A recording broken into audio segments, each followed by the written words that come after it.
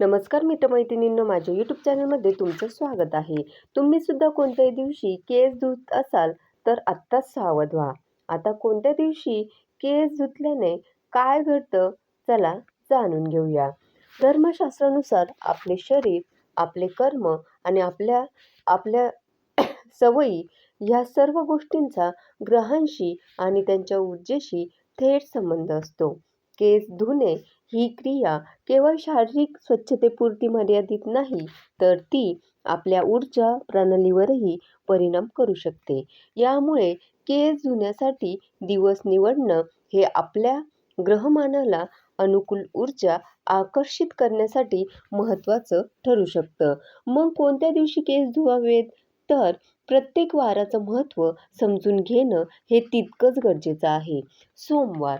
सोमवार शांती आणि शुद्धतेचा दिवस आहे.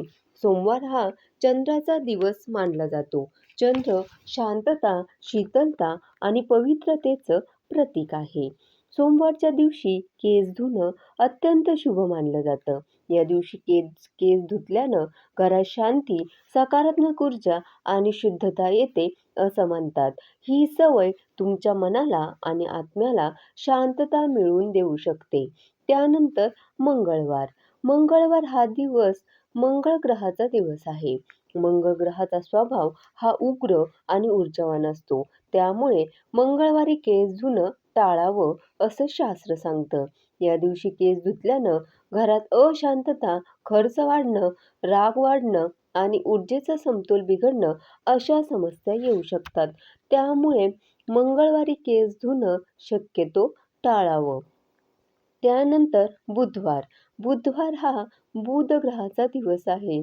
बुध ग्रह बुद्धी, संतुलन आणि स्पष्टतेचं प्रतीक आहे. या दिवशी केस धुणं शुभ मानलं जातं. बुधवारी केस धुतल्यानं मन शांत राहतं, वि विचार स्पष्ट होतात आणि जीवनात संतुलन राहतं. हा दिवस शारीरिक आणि मानसिक स्वच्छतेसाठी उत्तम मानला जातो. त्यानंतर गुरुवार. हा ग्रह गुरुचा आहे. गुरुग्रह धर्म, ज्ञान, धन, विवाह आणि सौभाग्याचा कारक आहे. धर्मशास्त्रानुसार गुरुवारी केस धुणं सक्तीनं टाळावं. असं केल्यानं गुरुग्रहाचा आशीर्वाद कमी होतो, ज्यामुळे धर्म, धन आणि वैवाहिक जीवनावर नकारात्मक परिणाम होऊ शकतो. हा नियम अत्यंत महत्त्वाचा मानला जातो आणि याचं पालन केल्यास तुमच्या जीवनात स्थैर्य आणि समृद्धी टिकून राहते असं सांगितलं जातं. त्यानंतर शुक्रवार. शुक्रवार हा शुक्र ग्रहाचा दिवस. शुक्र ग्रह सौंदर्य, आकर्षण, समृद्धी आणि सुसंवादाचं प्रतीक आहे. शुक्रवार हा दिवस लक्ष्मीचाही दिवस मानला जातो. या दिवशी केस धुणं अत्यंत शुभ आणि फलदायी ठरतं. शुक्रवारी केस धुतल्यानं तुम्हाला देवी लक्ष्मीचे आशीर्वाद प्राप्त होतात. जीवनात सौंदर्य, चमक आणि हार्मोनियस ऊर्जाही येते.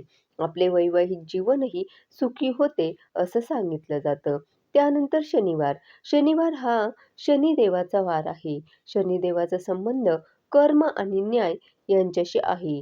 शनिवारच्या दिवशी कर्मिक कंपन म्हणजे कार्मिक व्हायब्रेशन संवेदनशील असतात असं मानलं जातं. या दिवशी केस धुणं टाळावं असं शास्त्र सांगतं.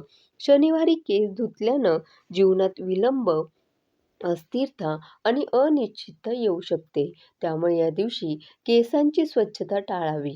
त्यानंतर येतो रविवार. रविवार हा सूर्यदेवाचा दिवस आहे.